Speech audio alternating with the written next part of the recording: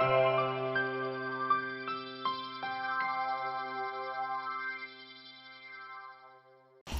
my beautiful friends and welcome back to my channel. So for today I have my beautiful and lovely husband here assisting for a basic video that I want to do today. Today we're going to speak about possibilities of breathing, so you guys understand a little bit roundabout what for kind of ways you can breathe when it comes to singing.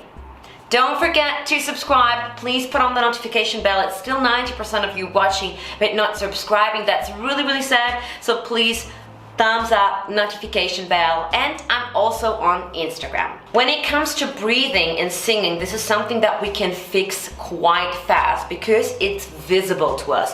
There are a lot of other things that you can't fix because they're not very visible to us, and these are mechanisms that go on within your voice box. So things that you not see, it's gonna get a little bit hard and tough, but something like fixing the breath that can cause you a lot of trouble, cracking, subglottal pressure, too much tension, flat pitches, whatever you want to think of, sometimes it can be the breath. Now, one way that you all know is the belly breathing or the diaphragmatic breathing. Everyone who don't know where the diaphragm is, that is that really big thick muscle that just goes around your body. It's really thick, it's really big. I'm just gonna blend in a picture here one more time so you can see. Many people don't know where the diaphragm is. Many times they are trying to, the diaphragm, it's one muscle, but I'm not really sure which one it is. So there you go, is that really big thick muscle that divides your chest area from your tummy area, just to say it really plainly. Now, when it comes to that type of breathing number one is the healthiest, the best way that you can go for is the belly breathing. Now what happens is, Thiago, I want you to breathe in through your nose. Maybe you can turn yourself to the side so we can see how Thiago bellies expand. Now what we want to do is we want to breathe in from our nose and make sure that the diaphragm lowers and expands and makes room for us to have a moderate amount of breath. It's not about inhaling. You're not a pearl diver, so don't inhale like you're about to dive in for 6 minutes to get some pearls, right? It's all about having the moderate amount of breath, and I will explain in a second why. Okay, so Thiago, I just want you to breathe in through your nose. Make sure that you expand your tummy, you get loose of your tummy. Don't hold on to your tummy. That's what a lot of young girls are doing. They're holding on to their tummies. They're really tough and they cannot get loose. That just creates tension, and you don't want to go for that kind of tension, okay? So make sure you breathe in through your nose, and then you see that his tummy expands here very well, yeah? Now, if you feel your tummy expands, that is the right way. You don't want to hold on. You don't want to get your core muscles be tense. So if you have time, breathe in through your nose. Let's make it one more time. Can you breathe in through your nose and make sure that your tummy goes out so that kind of area goes out very well. Okay, very good. Now this is the best way that we want to go for when we sing. Depends on which technique you use. Of course, there are all kind of different ways of breathing. In Germany there is Sola, Luna, there's all kind of ways. Now the second one is the rib cage breathing. So what will happen, and now you can turn around. Now this is a common thing with dancers because they use all of their core muscles, they use all of their belly muscles here for dancing, so they need that kind of stability from their core. They need their core muscles. They have to keep them tense.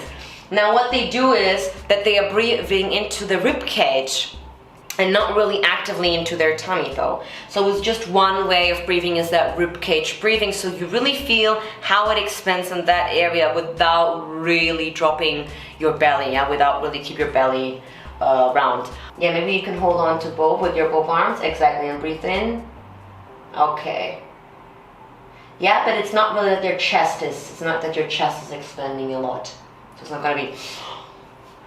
Yeah. I know, but I never did this kind of breathing. Okay, you did well. So that's actually very well that you said that. I'm not going to cut that out.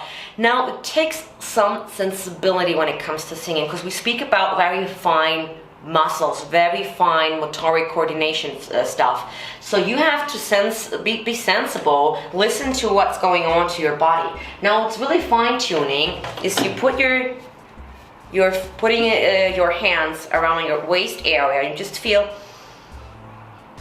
how they expand and make room. So that is breathing number 2. And number 3 is the balanced breathing. So we do the ribcage breathing and we do the belly breathing. And it's also used in opera, or it's a common breathing in opera of the balanced breathing, because you really get the moderate amount that you want, you get your full capacity that you need. Now there is one way of breathing I want to show you that we don't want to go for. It's a no for that breathing. And that is the clavicular breathing. And why it's the clavicular breathing? Obviously because of the clavicular or claviculare, or the Latin word for it. So the clavicular here, and because you're raising actively your shoulders and you are sucking your tummy in and you're raising your chest, that is something that we don't want to do. That kind of breathing creates tension. Now, whenever there's tension going on in singing, it's a big no-no. Whenever that we have tension in the pharyngeal area and the elevator muscles, all of the muscles that go on here or in the core or whatever you can think of, that is an end result of creating tension in the vocal folds. So that's something we don't want to do. There is a reason why people say be relaxed. Relax yourself when you start to sing, because if you just get home from a really cold snowstorm and you just hop right into singing and you feel like your muscles are all stiff, you are stiff, believe me, you have to put much more effort than you would need without relaxing those muscles. So now I want you to breathe in and suck your tummy in. So it's going to be that your chest is going to, yeah. So you see, or maybe you can do it also from the side one more time so we can kind of, yeah. Very well. So what he's doing, he's kind of like those guys on the beach that just try to impress some girls that, you know, they come across and they're like, I have to suck my tummy in. Keeping your tummy sucked in will not give you any freedom of singing, and all girls have a big problem with that, especially young girls that come here in the studio. They don't want to let go of their body, they don't want to hang loose. Now, of course, these are all shortcut explanations. Please have in mind that this is a YouTube video. Average time is like 3 minutes of viewing, so it's not a lot of in-depth information, but enough information for you to keep going from where we are now and dig a little bit deeper into all kind of breath mechanism. If you want to sing high notes and you want to belt, then you might want to go for the clavicular breathing, or if you are looking for more opera and you want to use some breath management, or whatever comes in your mind. Now, I hope that you enjoyed this video. Don't forget to give it a thumbs up.